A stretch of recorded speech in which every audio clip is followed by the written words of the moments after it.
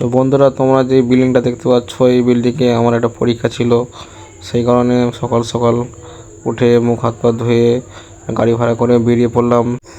মা বললো তুই কেন একা যাবি, মা বললো আমার সঙ্গে যাবে, সেই কারণে মাকেও নিয়ে নিলাম। বলি চলো আমার সঙ্গে, আমি পরীক্ষাটা দিয়ে আসি।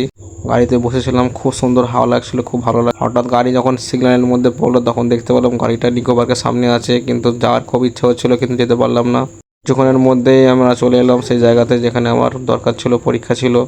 তারপরে দেখলাম আমার জুতোটা ছিঁড়ে গেলো, সেই কারণে একটা দাদা ছিল, ওনাকে দিয়ে জুতোটা রিপেয়ারিং করে নিলাম। মানে একটা বাচ্চা ছিল, খুব সুন্দর খেলা করছিল, খুব ভালো লাগছিল বাচ্চাটিকে দেখে। বাচ্চাটা সত্যি খুব কিউট ছিল। পরে পরীক্ষাটা দিয়ে চলে এলাম, ভালো লাগছিল না, খুব ক্লান্ত হয়ে গিয়েছিলাম।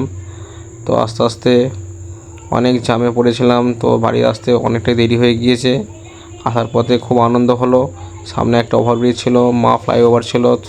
জায়গাটা এতটাই সুন্দর মনে হচ্ছিলো নেমে একটা রিলস বানাই, কিন্তু সেখানে এতটাই ট্রাফিক, রিলস বানাতে পারলাম না।